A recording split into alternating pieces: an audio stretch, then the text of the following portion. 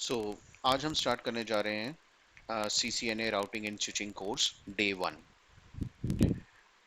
सो सबसे पहले हम ये समझते हैं कि नेटवर्किंग क्या है। What is networking? सो एक मैंने बेसिक सी डेफिनेशन आपके लिए लिखी है यहाँ पे। So what is networking? Networking means connecting equipments together through some communication channel for the purpose of sharing data and devices is called networking. So networking का मतलब क्या हुआ कि हमारे पास क्या होते हैं, कुछ इक्विपमेंट्स होते हैं। ठीक है, इक्विपमेंट्स मींस आप मोबाइल फोन्स मान सकते हैं, लैपटॉप्स मान सकते हैं, है ना। हम उनको कनेक्ट करते हैं through some communication channel. Communication channel हमारा वायर्ड भी हो सकता है, वायरलेस भी हो सकता है, केबल्स हो सकती हैं, हमारी नेटवर्किंग डिवाइसेस हो सकती हैं। उसके थ्रू हम क्या करते हैं, उन इक्विपमेंट्स को कनेक्ट करते हैं for the purpose of sharing data and devices is called networking. अब ये हम कनेक्ट क्यों कर रहे हैं इन डिवाइसेस को? ताकि हम दो डिवाइसेस के बीच में या इक्विपमेंट्स के बीच में हम डेटा को शेयर कर पाए, है ना, और डिवाइसेस को भी शेयर कर पाए। तो इसको हम एक सिंपल से एग्जांपल से समझते हैं। सो लेट्स से मेरे पास यहाँ पे एक पीसी है, ये दूसरा पीसी है हमारा, और ये तीसरा कंप्यूटर है, एंड हमारे पास एक प्रिंटर भी है, राइट। और ये एक डिवाइस से कनेक्टेड है, एक नेटवर्किंग डिवाइस है। ठीक है, तो यहाँ पे मेरे पास क्या है, एक हब है। अब ये हब क्या होता है, ये हम आने वाली क्लासेस में डिस्कस करेंगे। तो सबसे पहले हमने क्या किया, इन सारे कंप्यूटर्स को इस डिवाइस से जोड़ दिया। ठीक है, ये सारे जो कंप्यूटर्स हैं ये क्या होंगे, हमारे इस डिवाइस से जुड़ गए। उसके बाद अब हमने किया क्या, ये जितने भी computer A, computer B, C, D, ये हमारा प्रिंटर है एक्चुअल में। इसको हम प्रिंटर में लिख देता हूँ, यहाँ पे प्रिंटर है ये। ठीक है, तो अब अब वापस से हम डेफिनेशन को देखते हैं, कनेक्टिंग इक्विपमेंट्स। तो कनेक्टिंग इक्विपमेंट्स का मतलब क्या हुआ, ये सारे क्या है हमारे पास, इक्विपमेंट्स हैं, ए बी सी डी, ये सारे हमारे पास इक्विपमेंट्स हैं। इनको हमने क्या किया है, कनेक्ट किया हुआ है through some communication channel. Communication channel हमारा क्या होगा, जैसे ये वायर्स हो गई, ये हमारे कम्युनिकेशन चैनल हो गए। ठीक है, और ये हमारे पास कुछ डिवाइसेस हो गई, ठीक है, जो नेटवर्किंग डिवाइसेस हैं, इसके थ्रू भी हम कनेक्ट करते हैं। ठीक है, तो कम्युनिकेशन चैनल, जो कम्युनिकेशन चैनल है इसका क्या मतलब है, इसमें हमारी डिवाइसेस भी आ जाएंगी, और इसमें हमारा ये वायरलेस भी हो सकता है। ठीक है, वायरलेस भी हो सकता है, डिवाइसेस, केबल्स। ठीक है, तो यहाँ पे मैं केबल्स का यूज़ कर रहा हूँ, यहाँ पे मैं डिवाइस, एक डिवाइस है हब, उसका यूज़ कर रहा हूँ, ताकि मैं इन सारे इक्विपमेंट्स को कनेक्ट कर पाऊँ। तो इसमें मैंने क्या किया है, connecting equipments together through some communication channel for the purpose of sharing data and devices. अब हमको क्या करना है, डेटा को शेयर करना है। यानी हो सकता है कि कोई डेटा है मेरा पास जो ए कंप्यूटर पे है, मुझे वो बी पे चाहिए, या कोई जो डेटा है मेरा बी कंप्यूटर पे है, मुझे सी पे चाहिए। तो इस तरीके से मैं डेटा को क्या कर सकता हूँ, शेयर कर सकता हूँ, और डिवाइसेस को भी शेयर कर सकता हूँ। सो लेट्स से हर कंप्यूटर का यहाँ पे क्या होगा, एक आईपी एड्रेस होगा। तो जैसे हमारे पास जैसे फ़ोन नंबर्स होते हैं, ठीक है, जैसे अगर मुझे किसी से कांटेक्ट करना है, तो हर पर्सन का मेरे पास को एक फ़ोन नंबर होगा या मोबाइल नंबर होगा। तो इसी तरीके से अगर हम डिवाइसेस की बात करते हैं, तो डिवाइसेस को पहचाना जाता है, या हम बात करें आपका जो कंप्यूटर है, आपका जो मोबाइल है, ठीक है, तो हर डिवाइस जो होगी उस डिवाइस को पहचाना जाता है आईपी एड्रेस की मदद से। तो लेट्स से मैं इसका आईपी एड्रेस लिख देता हूँ 10.1.1.1, इसका आईपी एड्रेस लिख देता हूँ मैं 10.1.1.2, लेट्स से इसका आईपी एड्रेस मैं लिख रहा हूँ 10.1.1.3, और इसका आईपी मैंने दे दिया। आप प्रिंटर को भी आईपी दे सकते हो 10.1.1.4। तो ये आईपी एड्रेसेस हैं। ठीक है, अब मुझे मान लीजिए यहाँ पर कोई डेटा पड़ा हुआ है, लेट्स से इस कंप्यूटर ए के ऊपर, इस कंप्यूटर ए के ऊपर मान लीजिए कोई डेटा पड़ा हुआ है। तो मान लो कोई फाइल पड़ी हुई है यहाँ पे, यहाँ पे एक फाइल पड़ी हुई है जो कि कंप्यूटर ए पे एग्जिस्ट करती है। अब मुझे वो फाइल कहाँ चाहिए, कंप्यूटर बी पे चाहिए। तो मैं कंप्यूटर बी पे जाऊंगा, रन पे जाऊंगा, रन करते हैं हम विंडोज प्लस आर की, जब आप दबाओगे तो रन खुल जाएगा। और रन पे जाने के बाद मेरे को क्या करना पड़ेगा, फॉरवर्ड स्लैश करना पड़ेगा और मुझे उसके बाद कंप्यूटर ए का आईपी एड्रेस टाइप करना पड़ेगा। तो लेट्स से मैंने आईपी एड्रेस टाइप किया 10.1.1.1 और जैसे ही आप एंटर प्रेस करोगे और अगर मैंने कंप्यूटर ए पे ये फाइल शेयर करी हुई है तो यहाँ पे मुझे वो फाइल दिखनी लग जाएगी। अब इस फाइल को मैं क्या कर सकता हूँ, कॉपी कर सकता हूँ और अपने कंप्यूटर पे पेस्ट कर सकता हूँ। तो इस तरीके से मैंने क्या हुआ, यहाँ पे मैंने फाइल शेयरिंग करी। ठीक है, तो यहाँ पे मेरे पास इक्विपमेंट्स कनेक्टेड हैं थ्रू सम कम्युनिकेशन चैनल यानी केबल्स के थ्रू और डिवाइसेस नेटवर्किंग डिवाइसेस के थ्रू। ठीक है, और इनको हमने क्यों कनेक्ट किया है साथ में, ताकि हम डेटा को शेयर कर पाएं। और डिवाइसेस को भी आप शेयर कर सकते हो। डिवाइसेस को शेयर करने का क्या मतलब है कि यहाँ पे लेट्स से यहाँ पे ये जो मेरे पास प्रिंटर जो पड़ा हुआ है, अब प्रिंटर तो एक ही है, हमारे पास यहाँ पे मल्टीपल डिवाइसेस हैं। कंप्यूटर ए है, उसके पास कोई फाइल पड़ी हुई है यहाँ पे मान लो, और कंप्यूटर बी है, यहाँ पे भी कोई फाइल है, कंप्यूटर सी है, इस पे भी कोई फाइल पड़ी हुई है। अब तीनों कंप्यूटर्स को क्या करना है, मान लो प्रिंट आउट निकालना है इन फाइल का। ये फाइल 1 मान लेता हूँ, ये 2 मान लेता हूँ और ये 3 मान लेता हूँ।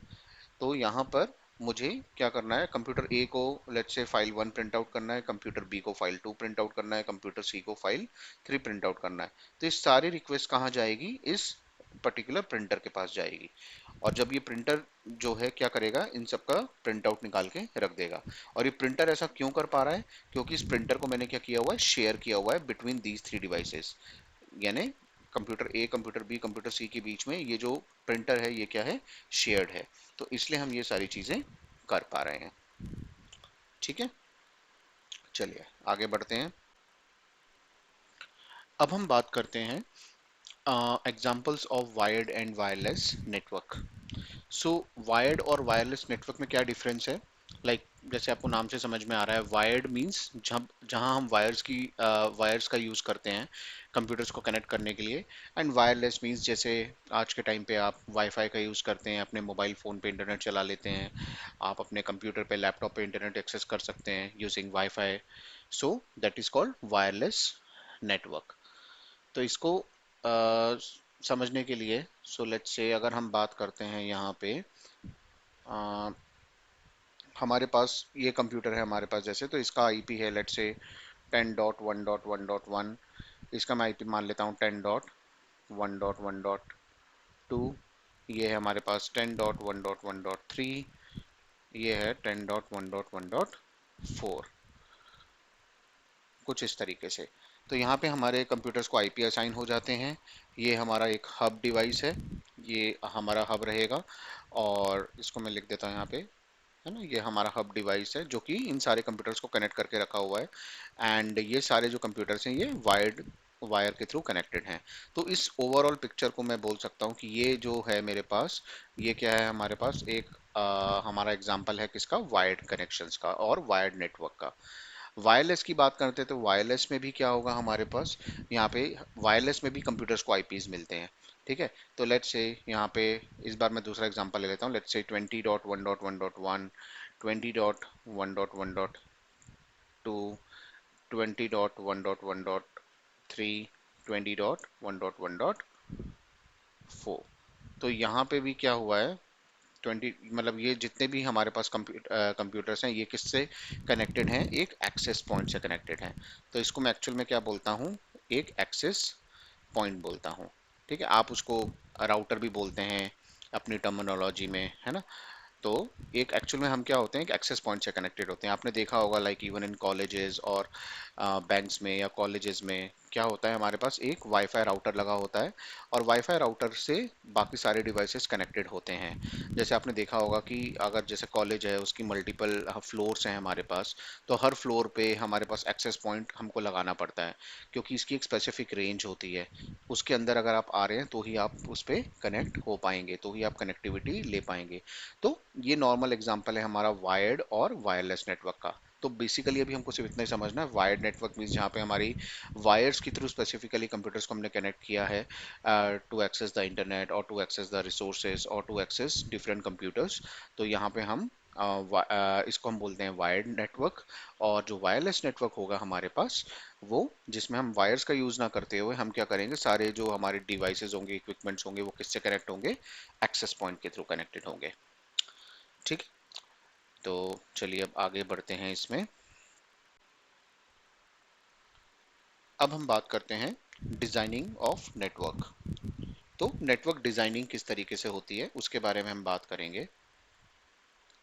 तो हमारे पास अगर हमको नेटवर्क को डिजाइन करना है तो हमारे पास डिफरेंट डिफरेंट स्टेप्स हैं जो हमको फॉलो करनी पड़ती है।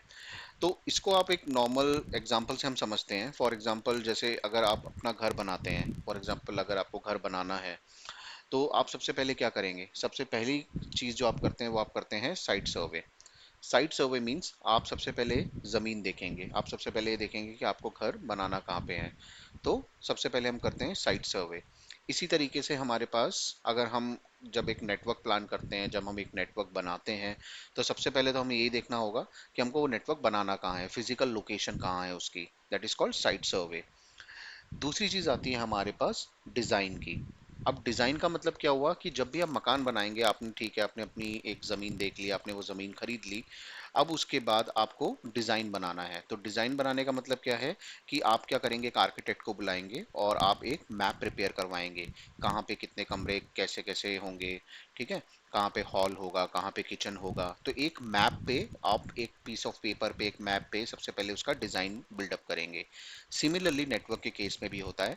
नेटवर्क के केस में भी हम क्या करते हैं, डिजाइनिंग करते हैं। डिजाइनिंग मीन्स कि कहाँ पे कौन सी डिवाइसेस लगेंगी, कहाँ पे राउटर्स लगेंगे, कहाँ पे स्विचेस लगेंगे, कहाँ पे पीसीज लगेंगे, कैसे वायर्स पहुंचेंगी। फॉर एग्जांपल अगर मल्टीपल फ्लोर्स हैं तो मल्टीपल फ्लोर्स पे आप वायर्स को कैसे लेके जाओगे, कैसे आप चीज़ों को कनेक्ट करोगे, ठीक है। तो ये पार्ट आता है डिजाइनिंग में, ठीक है। तो हम एक पीस ऑफ पेपर पे सारी चीज़ें डिज़ाइन करेंगे कि कैसे हम ये सारी चीज़ें मतलब नेटवर्क पे जोड़ेंगे, कैसे हम कंप्यूटर्स को कनेक्ट करेंगे डिवाइसेस, नेटवर्किंग डिवाइसेस के साथ। तो ये सारी चीज़ें आएंगी आपकी डिज़ाइनिंग पार्ट में।